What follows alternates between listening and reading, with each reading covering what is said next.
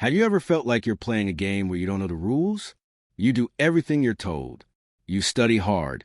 You get the good grades. You land a respectable job. You work diligently. You climb the ladder. You follow the blueprint for a successful life that has been handed down for generations. And yet, somehow, you feel like you're running on a treadmill. The bills pile up just as fast as the pay raises.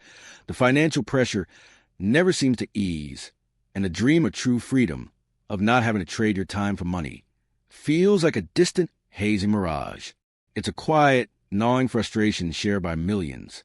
It's the feeling of being trapped in a system that seems rigged, where the finish line keeps moving further away the faster you run. Why is it that some people seem to effortlessly build wealth, while the vast majority, despite their best efforts and intentions, struggle just to stay afloat? Is it luck? Is it inheritance? Or is it something deeper? Is it possible that we've been taught the wrong rules to the game of money altogether? This very question, this deep-seated confusion, became the driving obsession of a young boy growing up in Hawaii, a boy who would later become Robert Kiyosaki. He wasn't an economist or a Wall Street guru. He was just a kid trying to make sense of a world that gave him two completely contradictory sets of instructions. He was a boy with two fathers, one rich and one poor, and their conflicting advice set him on a lifelong quest to uncover the fundamental truths about how money really works. What he discovered wasn't a get-rich-quick scheme or a secret stock tip, but a profound shift in mindset, a completely different way of seeing the world that separates the financially secure from the financially struggling. This is the story of that discovery, a journey into the heart of two opposing philosophies that will challenge everything you thought you knew about your finances, your career, and your future. To understand the weight of his discoveries, you have to understand the world he came from. Picture Hilo, Hawaii, in the 1950s. It's a place of incredible natural beauty. But for young Robert, it was a world of deep paradox. He lived under the influence of two powerful, charismatic, and loving father figures, and they might as well have been from different planets. The first was a biological father, a man he affectionately calls his poor dad. This was a brilliant man, a pillar of the community. He had a Ph.D., he'd attended Stanford, the University of Chicago, and Northwestern University, all on full scholarships. He was the head of education for the state of Hawaii, by every traditional metric. He was a resounding success. His home was filled with books, and the dinner table conversations were about literature, politics, and the importance of education. His mantra, the core belief he drilled into his son, was the one we all know so well. Go to school, get good grades, get a safe, secure job with good benefits, and work your way up the corporate or government ladder. He valued job security above all else. To him, the phrase, "I can't afford," was a constant refrain, a statement of fact that ended the conversation. Money was a source of stress, a topic to be wary of, something you earned through hard, respectable labor and then used to pay the bills. He believed in the company pension, in government security, and in the idea that a high salary was the ultimate financial goal. He was a good, honest, hard-working man who, despite his impressive income, was in a constant, lifelong struggle with money, leaving behind a pile of unpaid bills when he passed away. Then there was his rich dad. This was the father of his best friend, Mike. Rich Dad was the polar opposite. He was an 8th grade dropout who was just beginning to build his business empire, construction, warehouses, retail stores. His formal education was limited, but his financial education was a lifelong, passionate pursuit. In his world, the dinner table conversations weren't about job security. They were about business deals, investments, and opportunities. He didn't have a high-paying job. He created jobs. He taught the boys that the most dangerous words you can say are, "I can't afford it," because those words shut down your brain. Instead, he insisted they ask, "How can I afford it?" This question, he explained, opens your mind. It forces you to think, to create, to find solutions. He didn't see a paycheck as a goal. He saw it as a trap. He despised the idea of job security, viewing it as a short-sighted trade-off for long-term freedom. For a 9-year-old Robert Kiyosaki, this was profoundly confusing. He would go from one home, where money was the root of all evil and a topic of anxiety, to another, where money was a tool, a power to be understood and mastered. One father told him that the love of money was evil. The other told him that the lack of money was the root of all evil. One encouraged him to save every penny. The other encouraged him to invest every penny. One taught him how to write an impressive resume to find a good job. The other taught him how to write a strong business and financial plan to create jobs. He loved and admired both men deeply, but their advice was a constant, irreconcilable contradiction. He had to choose a path. And at the tender age of 9, after being denied a simple request because his family couldn't afford it, he made a choice. He decided he wanted to learn how to make money, and he asked his friend Mike if his dad, the man who was getting richer every day, would teach them. This decision marked the end of his childhood innocence and the beginning of profound and often painful. The first lesson began not in a classroom, but in one of Rich Dad's convenience stores on a Saturday morning. Robert and Mike, brimming with ambition, had agreed to work for Rich Dad. He offered them a job dusting King goods for a meager 10 cents an hour. For 3 hours they worked, their young backs aching, their excitement quickly souring into resentment. This felt like exploitation. At the end of their shift, Rich Dad wasn't even there to pay them. The pattern repeated for weeks. The boys grew angry, frustrated, and felt utterly used. They were ready to quit. This, as it turned out, was the entire point. When they finally confronted him, Rich Dad sat them down and smiled. He explained that he had been intentionally stirring up these emotions, the anger, the feeling of being underpaid and unappreciated. Most people, he said, spend their lives feeling this way. They get up, go to work, get a small paycheck, and feel that it's not enough. But instead of questioning the system, they just accept it. The fear of not paying their bills keeps them going back day after day. This is the first trap. I wanted you to taste it. He then offered them a raise, then another, trying to tempt them with more money. But the real lesson was just beginning. He told them the most important thing he could teach them was to never work for money. This was the first seismic breakthrough. He explained, the poor and the middle class work for money. The rich have money work for them. To a 9-year-old, this was a riddle. Rich Dad then laid out the single most important rule of financial literacy, the one that separates the rich from everyone else. He drew 2 simple diagrams. The rule is this: you must know the difference between an asset and a liability, and you must spend your life buying assets. He then gave them the simplest, most powerful definitions they would ever hear. An asset is something that puts money in your pocket. A liability is something that takes money out of your pocket. That's it. It sounds deceptively simple, but this is the foundation of everything. The reason the middle class struggles is because they spend their lives buying liabilities they think are assets. The primary example he gave was their house. Poor Dad always said, "Our house is our biggest asset." Rich Dad countered, "Your house is your biggest liability." Why? Because every single month, it takes money out of your pocket. The mortgage, the property taxes, the insurance, the maintenance, the utilities. The cash flow is all one way, out. An asset, like a rental property that generates more in rent than it costs in expenses, puts cash in your pocket every month. The rich, he explained, focus their lives on building a column of income-generating assets. Businesses that don't require their presence, stocks, bonds, mutual funds, income-generating real estate, intellectual property. The poor and middle class, on the other hand, acquire liabilities, bigger houses, nicer cars, credit card debt, student loans. Their income statement is a story of money coming in from a job and flowing straight out to pay for their liabilities. The rich person's income statement shows money flowing in from their assets, which then pays for their luxuries. With this new framework, Rich Dad told the boys to go back to work, but this time for free. The goal wasn't 10 cents an hour. The goal was to train their minds to see opportunities to create assets. And they did. One day, they noticed a convenience store manager cutting the front cover off of unsold comic books and throwing the rest away. They asked if they could have the old comics. The manager agreed. Robert and Mike then opened their first business, a comic book library in Mike's basement, charging other kids 10 cents for admission to come and read as many comics as they wanted for 2 hours.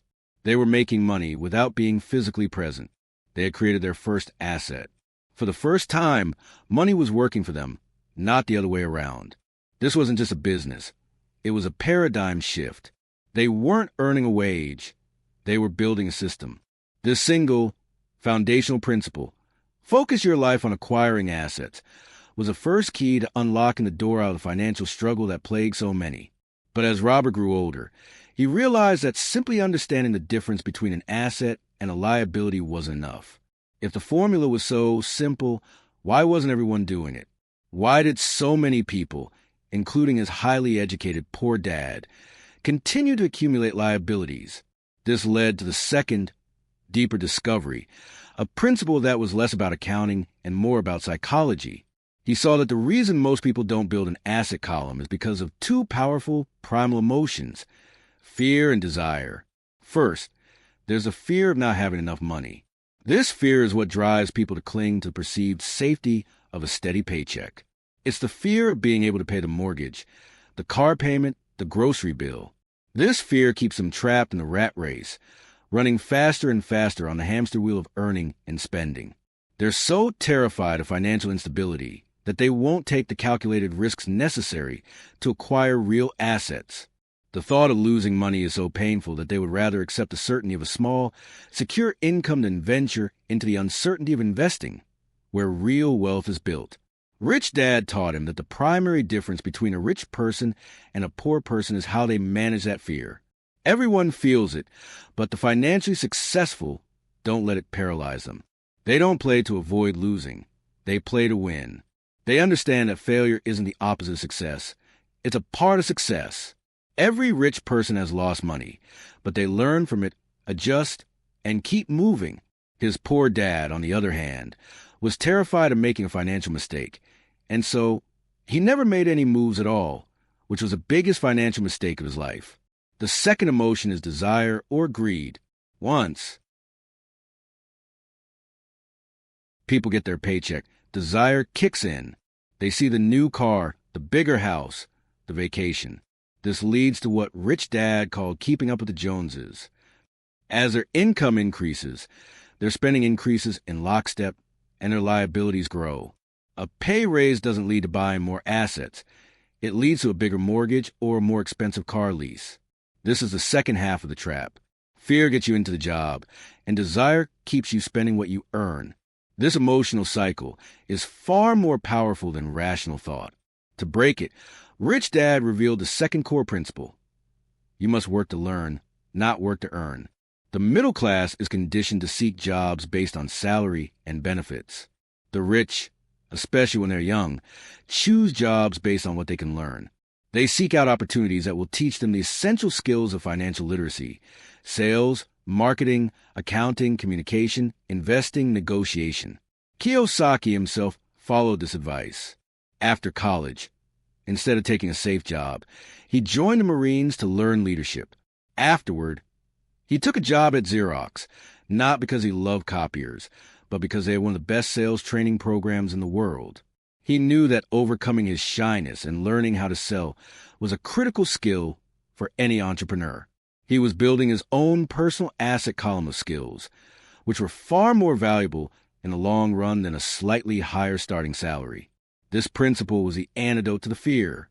By focusing on learning, you are investing in your greatest asset, your mind. You are building the confidence and competence to see opportunities where others see only risk. It's a fundamental reorientation of one's career path, from a lifelong quest for security to a lifelong quest for knowledge. With these two pillars in place: first, the technical knowledge of assets versus liabilities, and second, the emotional and mental fortitude to work for learning and manage fear, Robert began to see the final, unifying piece of the puzzle. It wasn't just about the what or the why. It was about the how. It was a moment he realized that the two principles were not separate ideas, but were deeply intertwined, forming a singular, powerful concept: financial intelligence. This became the grand synthesis, the aha moment where everything clicked. Financial intelligence, or financial IQ, is the engine that drives everything. It's the synergy created when you combine financial knowledge with strategic action. It's what allows a person to take a small amount of money and turn it into a large amount of money. Rich Dad explained that this intelligence is built upon a broad base of knowledge across four key areas. First is accounting, which he called financial literacy. This is the ability to read and understand financial statements. If you can't read an income statement and a balance sheet, you are financially blind. You can't tell the difference between a good investment and a bad one. Second is investing, the science of making money. This is about understanding different investment vehicles, from real estate to stocks to small businesses, and creating strategies to make them work for you. Third is understanding markets, the law of supply and demand. You need to know what creates value in a given market, what economic factors might affect your investment, and when is the right time to buy or sell. Finally, and perhaps most critically, is understanding the law. This means being aware of the tax advantages in corporate structures that the rich use to accelerate their wealth creation. Rich Dad showed him how the tax code is written to favor business owners and investors, not employees. An employee earns, gets taxed, and then spends what's left. A business owner, using a corporation, earns, spends on business expenses, and then gets taxed on what's left. This is a massive legal advantage that the financially illiterate are completely unaware of. This grand synthesis revealed the ultimate truth. Becoming rich is not a matter of luck or even of working harder. It is a subject to be studied and learned, just like medicine or law. The reason his poor dad, with all his academic brilliance, struggled financially was because his intelligence was focused in one area, while his financial intelligence was low. His rich dad, with his limited formal schooling, became wealthy because he dedicated his life to increasing his financial IQ. This is the ultimate aha moment. Your mind is your single greatest asset. A steady job, a house, or a 401k are not what make you secure. True security comes from your ability to recognize or create an asset, solve a problem, and understand the system of money. Financial freedom isn't about having $1 million in the bank. It's a state of mind built on a foundation of unshakable financial knowledge. It is the power to step off the treadmill for good, not because you got a big raise, but because you learn how to play an entirely different game. So we stand at the end of this journey, having walked in the footsteps of a young boy torn between two fathers, two philosophies, two destinies. We've seen how confusion blossomed into a quest, and how that quest revealed a set of principles that turned conventional wisdom on its head. The journey from financial struggle to financial freedom is not about a bigger paycheck or a better job. It's a journey inward. It starts with a simple, profound choice, the choice to learn. The blueprint, then, is not a secret formula, but a new way of life. First, invest in your financial education before you invest your money. Read books, attend seminars, study the markets. Increase your financial IQ, because your mind is the only asset that no one can ever take from you. Second, begin to shift your focus from simply earning an income to building and acquiring true income-producing assets. Start small with what you have and build from there. The goal is to create a stream of passive income that will one day be greater than your expenses. That is the moment you achieve freedom. And finally, learn to master your own emotions. Recognize the fear that holds you back and the desire that pushes you toward consumer debt, and choose to act based on financial wisdom, not on impulse. Understanding these ideas is the crucial first step, but the world is full of people who understand and yet do nothing. The real change happens when knowledge is turned into action. This isn't just about money. It's about reclaiming your time, your choices, and your life. It's about having the freedom to pursue what truly matters to you, unburdened by the constant pressure of paying the bills. If this story has sparked something in you, if it has made you question the path you're on and consider a new one, then you're already on your way. This channel is a community for those who have chosen to take that journey. Subscribing isn't just about watching more videos. It's a declaration. It's a commitment to yourself, a promise to invest in your own financial education, and to start building a different future, one conversation at a time. The path laid out by your rich dad or your poor dad doesn't have to be your own. You have the power to write